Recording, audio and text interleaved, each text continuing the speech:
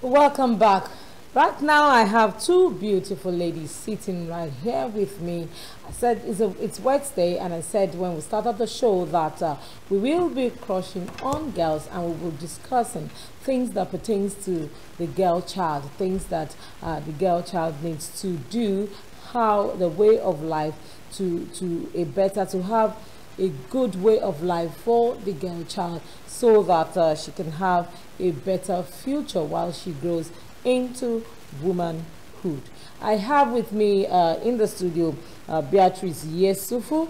She's someone that is passionate about girls and feminine matters. She runs an NGO that caters for widows and thereabout, and she does several things about the girl child generally. But today she will be talking about the menstrual hygiene for the girl child. Good morning. Thank you so much. I'm so glad to be on this show with you, and it's a privilege to me. I want to say thank you for inviting me to speak on the matter at the moment, and that is the Day of Girls Child that we celebrated yesterday, and we are still continuing even in May this week, because there are many areas that of girls child that need urgent attention. My name, as you said, Beatrice Yesufu. All right, thank you very much. The founder of the highly esteemed Christian Widows and Widowers Empowered Initiative Nigeria, and a co-founder to Gifotech Educational Service, which cater for the education sustainability of children in secondary school and in primary school. All right, thank you very much. We really do appreciate. And also I have a regular Auntie Worms, Auntie Wormimo Adebi on the show this morning. Yes, sir. Yeah. And we are going to be talking about this girly matter. Yeah, it's and our reason. season. So, yes, you know, they say we have a way of just taking over the whole week. Yes. When it's one day, we just take over Yes, the whole week. Exactly. Okay, let's start from here. Let's talk about menstrual hygiene for girls. Okay, we really had a very good time yesterday. I was in a school at a Jiboroni Comprehensive School where I met about 200 girls, and we talked about so much. You know, the United Nations theme for this year, that is our we own our voice, our rights, and our future. So we talk about our self-confidence and making our voice to be heard in the society as girls. Now we focus on hygiene, that is a menstruation. You know, a lot of girls, how to take care of their body matters. You know, some I even discovered yesterday that some girls do menstruation for 1 week. I was shocked. Honestly, I didn't know that young girls doing so. They are having 1 week flow. Yeah, my daughter does that time. Really? Yes. Wow. So I have a number of children yesterday that they do 1 week flow. So, and some 3 days and some 5 days. So how do we take care of our body? Which product do you use, and how to stay safe is very important among the girls' child. Some are scared of it. Some it is like a burden when the period is about to start. So we encourage them to be themselves. It's as normal as every day. If you do not put your heart at it, you will not have some psychological effect on yourself. So if we look at every day, whether I have my flow today, I have my flow tomorrow, it's just as every day I can fly, I can jump. So tell us, what are the ways that the girls can naturally keep themselves clean? Thank you. So how during to their keep menstruation? during that period also, we need to, you know, the products we use, like yesterday there was a donation that was given to us from Ends of Compassion in South Africa. It's a donation of a menstrual cup. So we introduced it to the girl's child that this menstrual cup can be used for a period of 10 years. It's a reusable cup.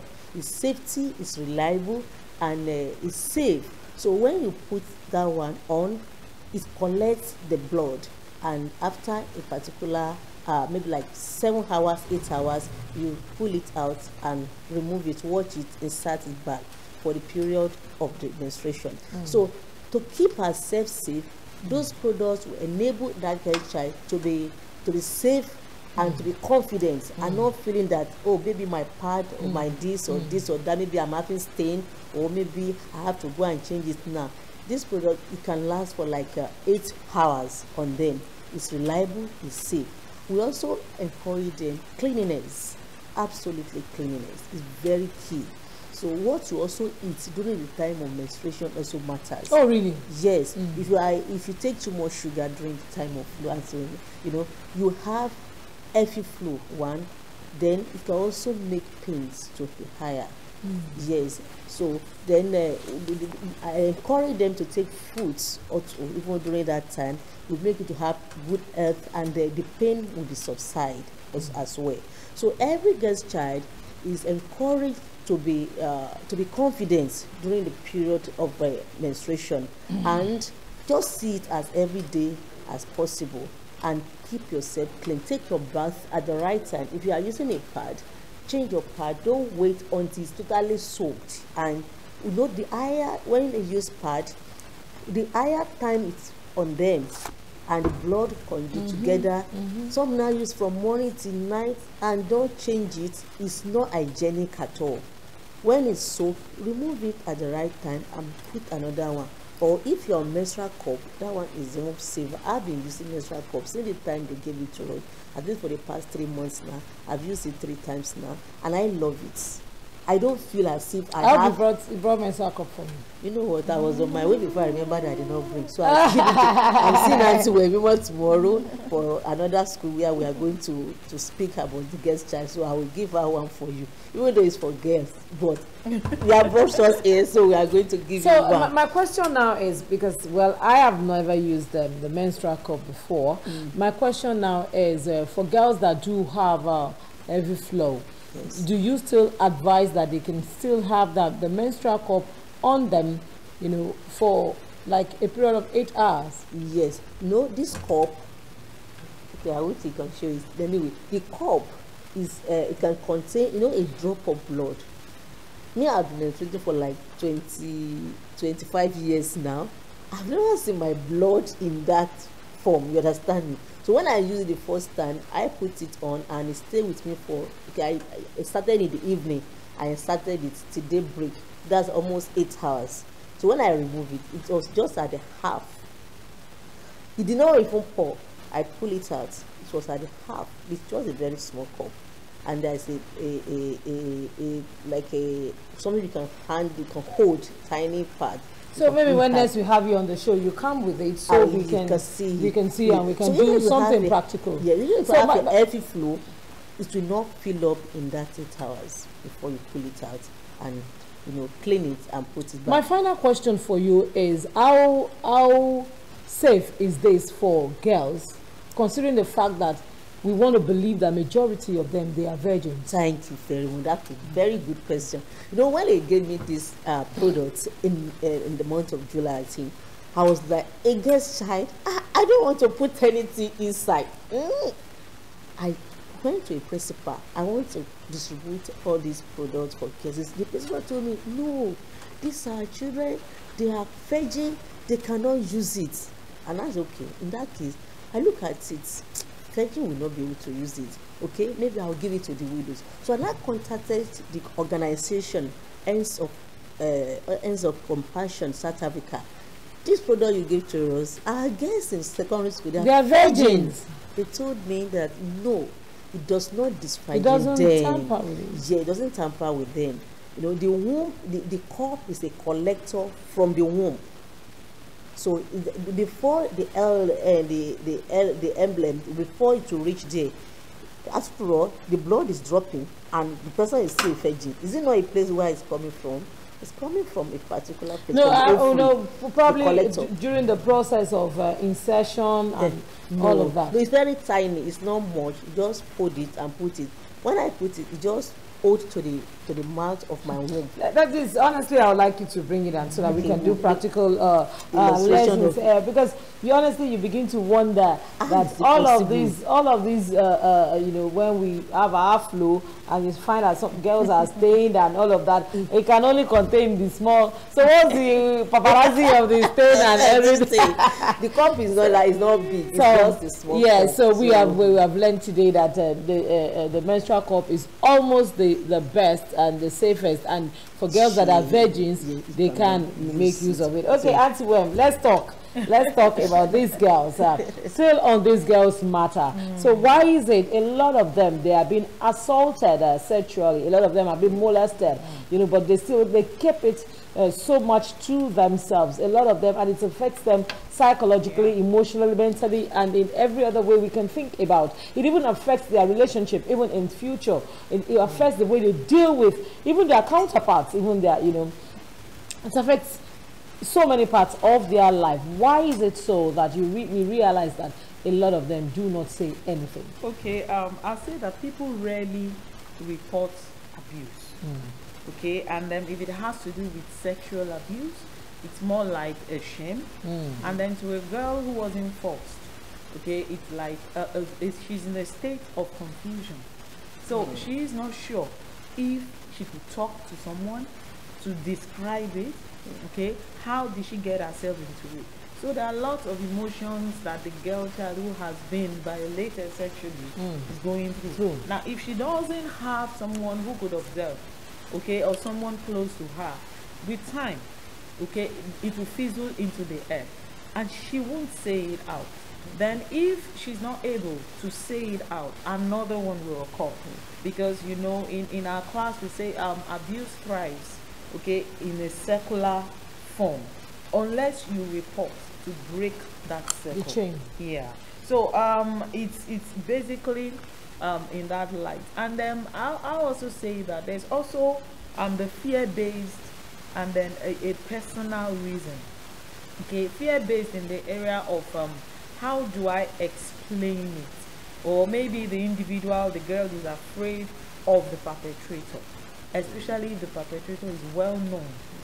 Yeah, because a lot of times, except on the, you know, unless on the maybe it's forced, like maybe an abduction, a kidnap, and all of that, the abuser is usually known to the abuse. So and there are lots of things, you know, a journey it took for the abuser to get to that point. So there is the fear of, will I be believed? You know, this whole person, okay, you still attach some form of respect to the person, and then looking away from the act, okay. And then there's also the place of a disempowered girl child, okay, who has not been fortified with the knowledge of her rights. We tell girls, you know, children, we tell them, we say, you have rights to your body. Okay, regardless, your father, your brother, your whatever, do not have rights to that body. So when someone violates it, they play around with it, you have the right to say no. And you also have the right to say, I will say it out to someone. Okay, so, but if the girl is not aware, just believe my body is there to be played with. So there are lots of things, or a girl child who has always been intimidated, silenced, abused, and then you shout her down. When something that violates her body steps in, she will not report abuse. So there are lots of things, and at the end of the day, she grows into being a woman. Then she masters being, you know, keeping secrets. So the big one, domestic violence in her marriage, her relationship, now, you know, comes in. So. Okay, no, I was actually 2 days ago. I was actually a guest speaker at one of the events organized by some NGO for the International Day for Girl Child, and I was talking about something similar to this, and this just came to my mind because one of the girls asked, and I want you to also, you know, for the benefit of our viewers watching us this morning, quickly, what's the safest way for a sexually abused victim to speak out? All right, the safest way is to pen it down, to remain anonymous. Now, if you get the right channel, you don't speak to everybody or anybody. You look for the right person, a counselor, or you pen it down. When your information gets to the right person, they know how to reach you. Now when you are safe and you are confident, you will open up more, but don't keep quiet. If you can't speak out verbally, pen it down. Someone somewhere will know how to reach you. Thank you so much, Auntie Wemi Mom. Thank you so much. It's been all about the girl child today, and with me discussing about girls and girls matters, it's been Beatrice Yesufu. She's talked so much about menstrual hygiene, and she has educated us on how to make use of the menstrual cup. Thank you so much for being my guest this morning. Thank you so much. Auntie Wem, thank you so much for enlightening our girls, letting them know what to do when they have been sexually assaulted. And I would also want to add my voice to say that whatever you have gone through, wherever you are, if you have gone through any form of assault, make sure you just do not keep quiet. Auntie Wem said, pen it down and look for a safe space, someone to talk to. When you are comfortable, speak out. But the bottom line is, speak out and speak up. Do not keep quiet when you have been assaulted. Bumper Breakfast continues tomorrow. My name is Yinka Kenny. For now, it is bye-bye. We don't die for where we dey, oh yeah. Now so promise and fail, oh yeah. And it don't dey, we don't dey wait. PDP don't come again. Jando malole she, Alama tell you. Jando for governor. Jando under PDP. Jando 2023. Jando Alama tell you. Jando for governor. Jando for Lagos. Jando for everybody. Jando Jafeku. Fight for Lagos. Jando Jafeku. Fight for Lagos. Vote Dr. Abdulaziz Olajide Adediran Jandor as Governor of Lagos State. PDP! Power to the people!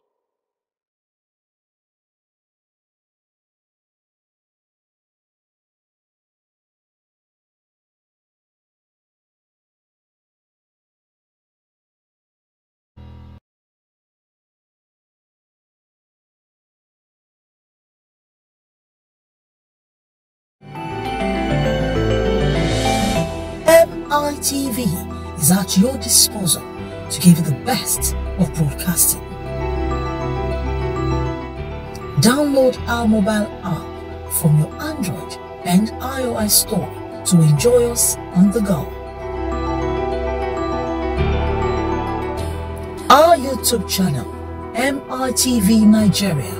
Remember, click the subscribe button. You can follow us on Facebook at MITV-NG, Twitter, MITV_NG, and Instagram, MITV_NG.